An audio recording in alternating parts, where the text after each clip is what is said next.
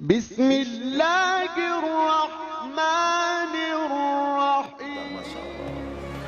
Jadi kalau lisan ini kita jaga dengan baik, jamaah rahimahullah, kita bisa ya dimuliakan dengan lisan ini, kemudian subhanallah masih surga.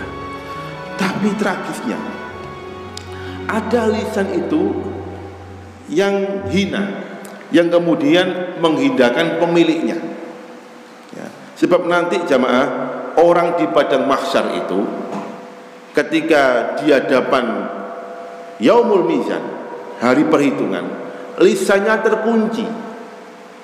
Lisannya terkunci karena lisan ini enggak bertulang, isok molak-malik omongan gitu. Sing dadi api isok dadi elek, sing elek isok dadi api. Itu lisan, molak-malik omongan. Makanya kemudian Allah kunci lisan kita ini, dan yang bersaksi adalah seluruh tubuh kita ini. Makanya Allah katakan di dalam surat Al-Fusilat itu ayat 21, wa qalu lijludihim, mereka itu manusia itu berkata kepada kulit-kulit mereka, anggota badan mereka itu berkata, lisannya berkata, lima syahidtum alaina, loh kenapa sampai ini kok menjadi saksi bagi kami? Jadi kulitnya jadi saksi, tangannya jadi saksi, kakinya jadi saksi, semua anggota tubuhnya jadi saksi, ngomong kabeh. Apa kata sang kulit? Qalu antaqana Allahu allazi antaqa kulla syai'. Kami ini ya dijadikan bisa ngomong oleh Allah Subhanahu wa taala, dan Allah lah yang menjadikan semua tubuh kita ini bisa ngomong ya, itu jamaah. Sehingga kemudian lisannya ini diam, tidak bisa ngomong apa-apa. Kalau lisan ini subhanallah, itu isok molak-malik omongan ya, isok molak-malik omongan. Apalagi sekarang eranya era medsos, masya Allah ya. Eranya era golek duit, wah nek ngomong pinter. Saya kemarin itu pengalaman pertama kali di Kemelagi itu ada kasus ya, nyuwun sewu ya, pertarungan mbok wek sama mbok nom ya, rebutan warisan ya. Kepala Kau Kemelagi ikut tergugat sehingga harus hadir mengikuti persidangan. Bismillah, pengalaman pribadi. Ada yang nawari, bah kita siapkan pengacara untuk panjenengan. Gak, wis tak tandangani dhewe, yang jelas saya udah tahu undang-undangnya. Jamaah rahimakumullah, berangkatlah kami ini ke pengadilan agama ya, yang digugat adalah mbok nomnya digugat.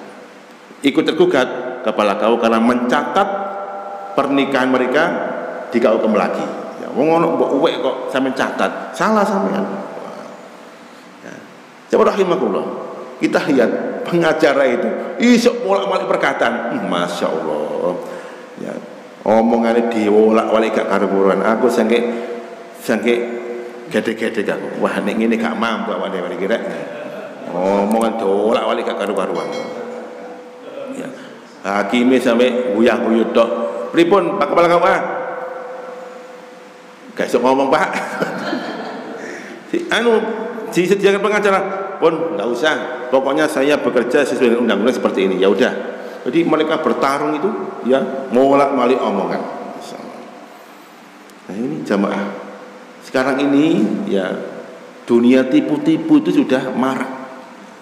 Dunia tipu-tipu, omongan diolak-walik, fakta diolak-walik, bisa melalui omongan dengan lisan, bisa dengan medsos. Dan itu sudah Rasul prediksi 14 abad yang lalu. Apa kata Rasul? Sayati zamanun khuda'atun. Di ayat lain dikatakan sayati sanawatun khuda'atun. Akan datang zaman tipu-tipu, atau akan datang tahun penuh dengan tipu-tipu. Khuda'atun, penuh tipu-tipu. Tipu-tipu itu kan merubah fakta, yang palsu jadi asli, yang asli jadi palsu, itu namanya tipu-tipu. Para sahabat bertanya, itu maksudnya apa ini? Maka Rasul kemudian menjelaskan, yang dimaksud dengan zaman tipu-tipu adalah yukadzibus shadiqu wa yusaddiqul kadzib. Wa yu'tamanul kha'in wa yukhalul amin. Yang dimaksud dengan zaman tipu-tipu itu adalah orang yang jujur itu diberikan label dusta. Orang yang dusta diwolak-walik jadi orang yang jujur. Orang yang berkhianat itu dipermak bagaimanapun caranya menjadi orang yang amanah. Sedangkan orang yang amanah ya dipermak dengan berbagai macam medsos menjadi orang yang berkhianat. Nah, ini namanya zaman tipu-tipu. Ya, pun banyak fitnah dan sebagainya. Maka ketika itu muncullah wayantikur ruwaibito, muncullah orang-orang ruwaibito. Nah, ini sahabat tanya lagi, Rasulullah, apa sih ruwaibito itu? Rasulul tafih fil amril am, yaitu orang-orang yang bodoh, yang enggak punya jejak perjuangan, tiba-tiba dia mengaku sebagai pejuang. Orang-orang yang jejaknya korupsi, tiba-tiba dia menjadi sok pahlawan. Nah, itu zaman tipu-tipu. Ya, orang-orang yang nggak tahu agama, bodoh, tiba-tiba ngomong masalah agama yang sok-sokan. Ya, koyok artis tobat jadi ceramah, akhirnya kan nggak karu-karuan ilmunya itu. Nah, jemaah rahimakumullah, ini ya zaman tipu-tipu. Makanya lisan itu dikunci Allah Subhanahu wa taala kelak fi yaumil akhir. Maka di dunia ini jamaah ya, musibah lisan ini sudah banyak terjadi. Mudah-mudahan kita terhindarkan dari musibah lisan ini. Di antara musibah lisan yang pertama adalah gimana namimah. Namimah niku adu domba. Ya, adu apa, Pak? Adu domba. Padahal domba niku nek diadu ya gak gelem ya. Ngadu domba. Ini hati-hati nih. Kalau ada orang yang suka adu domba, itu orang yang biasanya kengangguran lambe. Ya, kengangguran lambe. Kesana kemari adu-adu, wadul, buka aib koncone, diwadulno. Enggak perlu nonton itu jamaah. Karena adu domba itu enggak disukai oleh Allah dan Rasulnya. Allah kasih kontan azabnya kelak di alam barzah, dikasih kontan itu. Ya, suatu ketika Rasulullah itu melampah di kota Madinah. Kemudian beliau dan para sahabat melewati sebuah pemakaman. Beliau menangis. Ya. Sahabat bertanya, ya Rasulullah, ma tabki? Tuh Kanjeng Nabi, kena apa panjenengan kok menangis? Saya mengatakan, innahuma la yu'adzibani. Ini ada dua makam la yu'adzibani, dua-duanya sedang diazab oleh Allah Subhanahu wa taala. Rasul memakai lafaz fi'il mudhari' diapit dengan harfu ta'kid.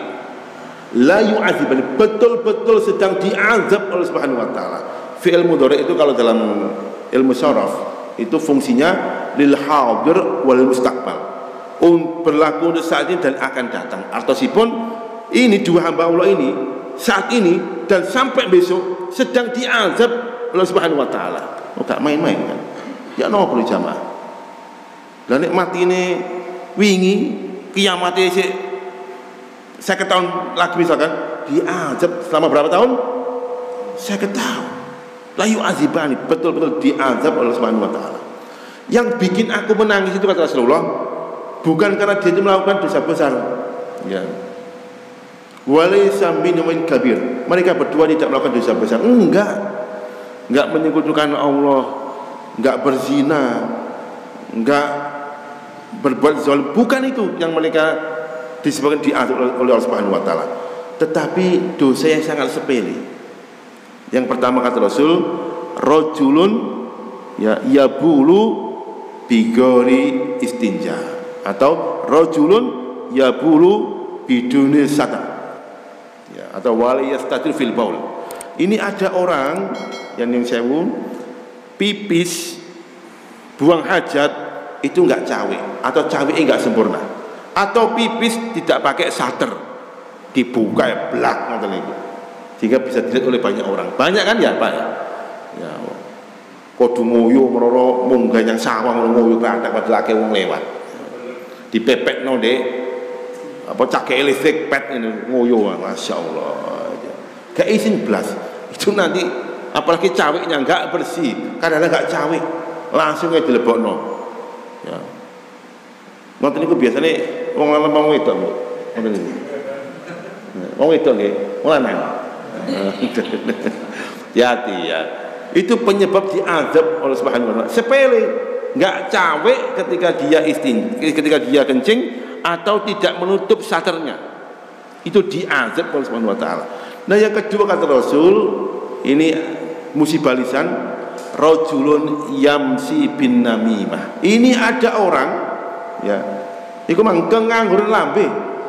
Ngopi ngalor ngopi ngidul bin namimah kelawan adu domba. Kene wis beres kene.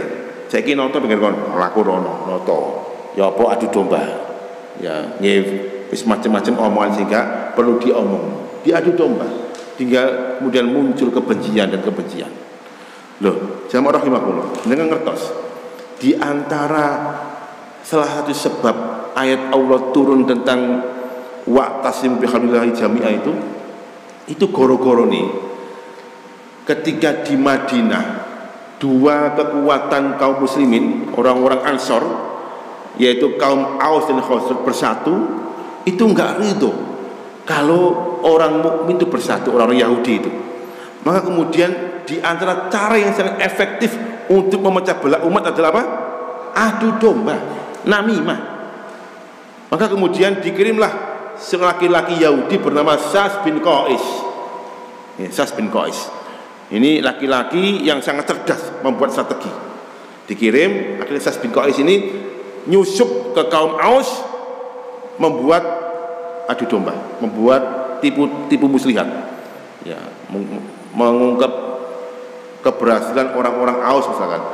Ngapain kamu mau gabung dengan Khazraj itu? Wes gak perlu, sampean dhewe ae wis. Wes kobongi. Kemudian dia menyusup ke kaum Khazraj. Buat Makkah di sana, kobong juga. Akhirnya emosi dua kekuatan kaum muslim ini. Bertemulah mereka di sebuah lapangan namanya Maidanul Harrah. Lapangan Harrah itu sekian kilometer dari pusat kota Madinah. Yang naik umroh bisa melewati. Mereka mau bertempur jamaah. Ini orang mukmin ini, gara-gara apa? Adu dombanya Sas bin Qais orang Yahudi. Mau bertempur sampai lempar-lemparan sandal, batu dan sebagainya. Untung ada orang muhajirin ya melewati tempat itu, kemudian melaporkannya kepada Rasul. Ya Rasulullah, itu Aus dan Khazraj mau berperang itu. Rasul langsung menuju ke tempat itu dan mengatakan, Allah wallahi abi da'wal jahiliyah wa ana bain azharikum. Demi Allah, apakah kalian semuanya ini mau kembali kepada masa jahiliyah, berpecah belah, sedangkan aku Muhammad masih hidup bersama kamu sekalian? Subhanallah. Maka kemudian itulah firman Allah surat Ali Imran itu, wa'tasimu bihablil jami' wa la tafarraqu itu. Nah, jemaah rahimakumullah. Jadi hati-hati, namimah ini masya Allah itu bisa melemahkan kekuatan kaum muslimin. Sekarang ini kan umat Islam dipecah belah ini dengan namimah itu. Ya, padahal umat Islam itu mayoritas di negeri ini, tapi masya Allah di antara kita timbul kecurigaan dan kebencian karena namimah. Nah, ini hati-hati. Makanya tegas jelas Rasul mengatakan tidak akan bisa masuk surga orang yang suka mengadu domba. Olah sudah. Hadis riwayat Bukhari. Enggak bisa mlebu swarga orang yang suka mengadu domba. Hati-hati ya. Nah, ana domba jangan diadu, dibeleh mawon digawe sate nggih. Yang kedua, musibah lisan yang kedua nggih menika al istihza. Nyinyir, ngenyek, ngremehno kancane. Ya. Makanya Allah katakan la yaskhar qaumun min qaumin. Kamu jangan menghina, ngenyek, nyinyir antara satu kaum dengan kaum yang lain. Ojo sampai Pak. Karena nyinyir, ngenyek itu bibit-bibit timbul bentrok, timbul perpecahan, timbul kebencian.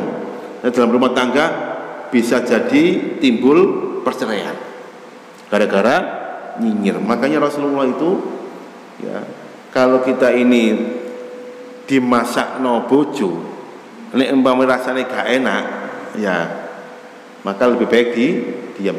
Ya apa Pak enak? Oh enak pol wis ngono. Sip pokoke ngono. Tambah Pak, gak wis iki ae. Jarene enak, engko ae tambahin engko ae. Ojo ngomong enak Pak. Opo kae enak blas. Wah, rame iku. Jelas rame iku. Nggih. Ngoten nggih. Nah, ini juga pernah terjadi pada zaman Rasulullah. Ada sahabat yang nyinyir kancane. Nggih. Namanya Abu Dzar Al-Ghifari. Abu Dzar ini jamaah, ini sahabat senior. Ya. Dan dia ini orangnya ya, ganteng, ya, kulitnya putih, ya, tampan dan gagah.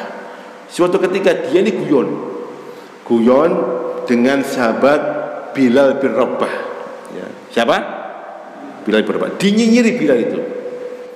Lalu Bilal, apa? Anak wong ireng, nyinyir Pak. Kamu kok ireng sih? Bapakmu ireng tak? Kan nyinyir ini. Ya ibnu Sauda, wahai anaknya orang hitam, sini kamu. Dinyinyiri Pak. Bilal nggak marah. Memang kenyataannya dia hitam. Masa wong ireng dilana ireng merang-muring. Ya, enggak, tetap dia itu menerima. Ya memang kan Bilal itu kan budak yang dibebaskan oleh Abu Bakar As-Siddiq, berasal dari Ethiopia. Bapak iku ya wong Ethiopia, ibu ya wong Ethiopia. Saya mengerti wong Ethiopia, Bu. Ya. Wong Ethiopia itu ya kaya Sadio Mane ngoten ya. Pemain Bayern Munchen ya. Wong ireng nek guyu ketok untune tok ya. Ambek mripate putih ngoten niku. Rambutnya keriting. Lah nek wong wedok ireng nikah ambek wong lanang ireng, mesti bayine ya ireng, gak mungkin putih kaya aku, gak mungkin ya. Mesti ya ireng ya. Bilal gak marah, Bilal itu gak marah. Tapi Rasulullah marah. Kenapa? Ini bibit-bibit permusuhan. Apa itu? Nyinyir kancane, ngenyek, meremehkan, merendahkan orang lain. Maka dipanggil itu dua orang ini dan Rasul berkata, ya Abu Dzar, inna fika amrun jahiliyah. Wahai Abu Dzar, sesungguhnya dalam diri kamu itu ada akhlak jahiliyah. Duh, kenapa ya Rasulullah? Nyinyir, istihza, ngenyek, kancam. Dan itu bagian dari sifat sombong. Ingat, ngenyek, nyinyir, merendahkan orang lain itu bagian dari sifat sombong. La yadkhulul jannata man kana fi qalbihi misqal dzarratin min kibrin. Orang bisa mlebu swarga orang yang di dalam hatinya itu ada penyakit sombong meskipun sekecil biji atom. Ojo sombong ambek kancane, ojo nyinyir, ojo ngenyek. Nah, ngoten nggih. Ada seperti itu. Ya, hati-hati, Pak. Ini afat tulisan, musibah lisan yang kedua. Ngenyek kancane, nyinyir. Oke, yang bisa menghinakan kita fid dunya wal akhirah. Yang ketiga, jemaah rahimahullah, di antara musibah lisan kita itu adalah dusta. Ya, berdusta, berbohong. Ini termasuk dosa besar. Di dalam kitab Al-Kabair, Imam Az-Zahabi memasukkan berdusta itu termasuk dosa besar. Minal kabair, dosa besar. Saya sering melihat ya, para pembicara-pembicara itu ya, ketika ceramah itu kadang-kadang ngarang-ngarang cerita sing lucu, padahal itu enggak nyata. Itu enggak boleh jamaah. Jadi kalau kita ini bercerita, ceritalah yang benar. Jangan bercerita untuk berdusta supaya diguyu jamaah. Enggak boleh. Rasul mengancamnya. Dia mengatakan fawailul, sungguh celaka. Ya. Yuhaddisu fayukadzibu liyudhika bihil qaum. Dia itu ngomong kemudian dia berdusta agar omongannya itu ditertawakan oleh orang lain. Fawailul, sungguh dia celaka dan dia celaka. Ini jamaah. Jadi kalau kita ngomong, ayo ngomong yang jujur. Nek ana cerita yang jujur, jangan cerita bohong. Sehingga kemudian kepengin diguyu jamaah itu enggak boleh. Ya, nggak boleh. Haram hukumnya. Apalagi jamaah itu kan ingin mendengarkan apa yang kita ungkapkan dengan sejujur-jujurnya untuk jadikan suri tauladan. Jangan sampai kita bercerita bohong. Orang yang jujur itu jamaah, kata Rasul, as-sidqu tumaknina. Orang yang jujur itu pasti membuat ketenangan. Tenang. Kumpul ambil orang jujur pasti tenang. Wal kizbu, sedangkan dusta itu roibatu, bikin orang gelisah. Ya, jenengan nek ndelok pimpinan terus jenengan iku gelisah. Wah, iki berarti pimpinan ini iki pembohong. Tapi ndelok pimpinan jenengan wah, bikin tenang hati. Wah, berarti pimpinan itu jujur. Sudah ini sudah sunatullah. Kejujuran bikin kita tenang, sedangkan dusta bikin kita ini gelisah. Itu yang keberapa? Yang ketiga. Ya, yang keempat, rahimahullah, di antara musibah lisan gimana kita ini jangan sampai berkata batil. Dalam apa disebutkan nakhuzul ma'al khaidin di dalam soal Mudatsir itu. Jadi nanti di surga itu jamaah. Nah, saya ceritakan sedikit. Orang itu kalau di surga nanti akan true story, ya, saling bercerita. Ya. Misalkan Pak Heru mlebu swarga, ketemu koncone. Pak Heru ambek sapa Pak Heru? Ambek anak bojoku. Masya Allah. Koncone, sampe ambek sapa? Aku dhewean.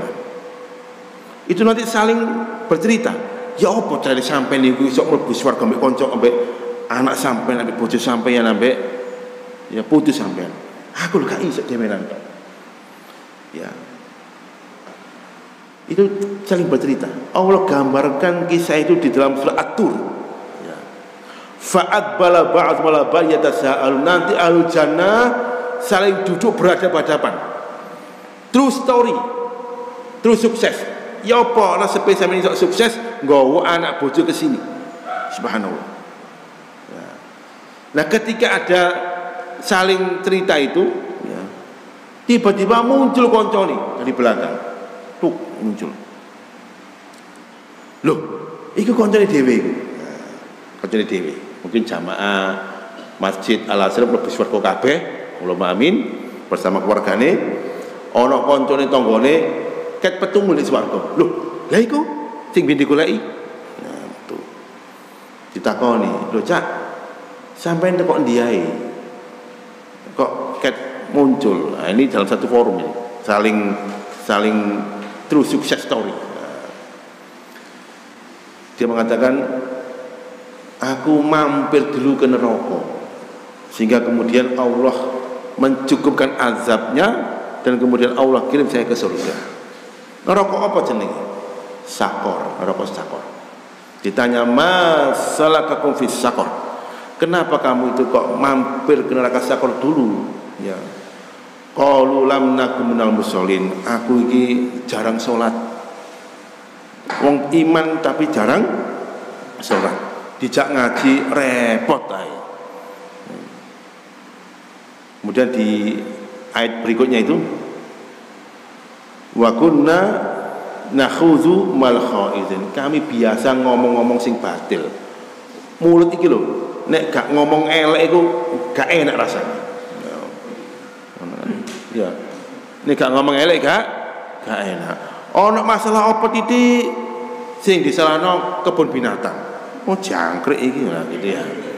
Nek gak ngomong ngono gak enak blas, gak lega. Ya. Arek-arek ciri-ciri ya. Main game-gamean kalah sing dia ngono apa?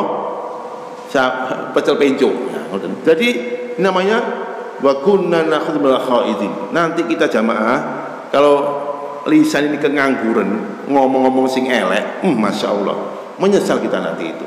Karena di antara hisabnya adalah omongan kita ini. Wa kunna nakhudhu mal khaidin. Kami dulu itu biasa kumpul ambek kanca-kancaku ngomong-ngomong sing elek-elek dan kancaku yang padha ae ngomong elek kabeh. Aku kadang ngomong jangkrik, kono ngomong gajah. Gajah wis digawe ngomong macam-macam. Ya, jadi hati-hati lisan kita ini jangan sampai ya ngomong-ngomong sing batil. Ayo kita pergunakan ngomong sing api. Ini jamaah rahimakumullah, musibah-musibah lisan di antaranya yang bisa menghinakan hamba Allah. Lisan itu bisa dengan lisan ucapan kita, bisa dengan lisan ya ini tangan kita. Yang terakhir dia menikah ghibah. Hati-hati ini. Biasanya sing senang rasan-rasan iku napa?